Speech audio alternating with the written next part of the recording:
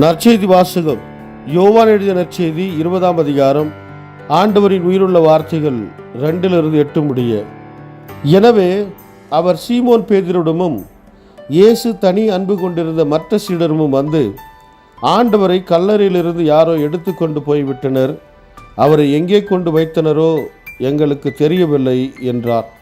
இதை கேட்ட பேதுருவும் மற்ற சீடரும் கல்லறைக்கு புறப்பட்டனர். இருவரும் ஒருமித்து ஓடினர்.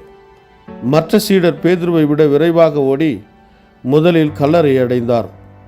அவர் குனிந்து பார்த்தபோது துணிகள் கிடப்பதை கண்டார், ஆனால் உள்ளே நுழையவில்லை. அவருக்கு பின்னாலேயே சீமோன் பேதுருவும் வந்தார்.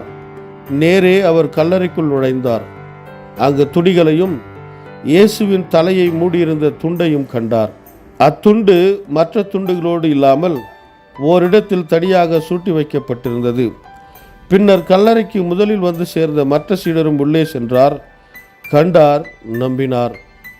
இது வாழ்வு தரும் கிறிஸ்துவின் நற்செய்தி. கிறிஸ்துவே உமக்கு புகழ்.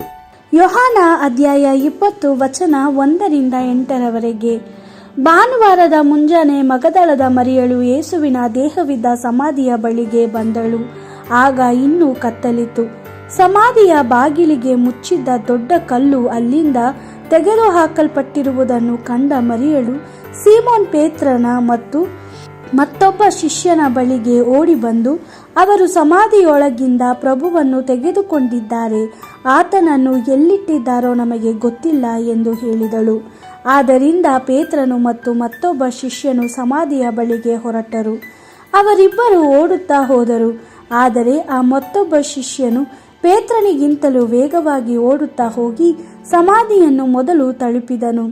ಆ ಶಿಷ್ಯನು ಬಗ್ಗಿ ಒಳಕ್ಕೆ ನೋಡಿದನು. ನಾರು ಬಟ್ಟೆಯ ತುಂಡುಗಳು ಅಲ್ಲಿ ಬಿದ್ದಿರುವುದನ್ನು ಅವನು ಕಂಡನು. ಅಲ್ಲದೆ ಯೇಸುವಿನ ತಲೆಗೆ ಸುತ್ತಿದ್ದ ಬಟ್ಟೆಯನ್ನು ಅವನು ಕಂಡನು. ಆ ಬಟ್ಟೆಯು ಸುತ್ತಲ್ಪಟ್ಟು ಇತರ ನಾರು ಬಟ್ಟೆಗಳಿಂದ ಪ್ರತ್ಯೇಕವಾಗಿ ಬಿತ್ತಿತ್ತು. ಬಳಿಕ ಆ ಮತ್ತೊಬ್ಬ ಶಿಷ್ಯನು ಒಳಗೆ ಹೋದನು.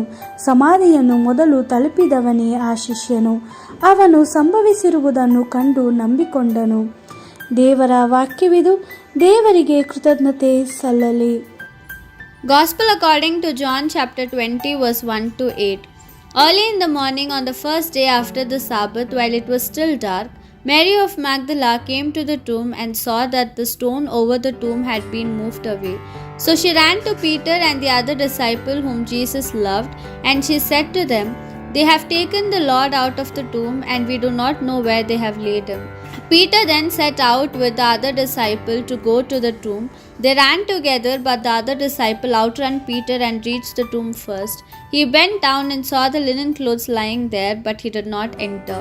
Then Simon Peter came following him and entered the tomb. He too saw the linen clothes lying there. The napkin which had been around his head was not lying like the other linen clothes, but lay rolled up in a place by itself. Then the other disciple who had reached the tomb first also went in. He saw and believed. The Gospel of the Lord. Praise to you, Lord Jesus Christ.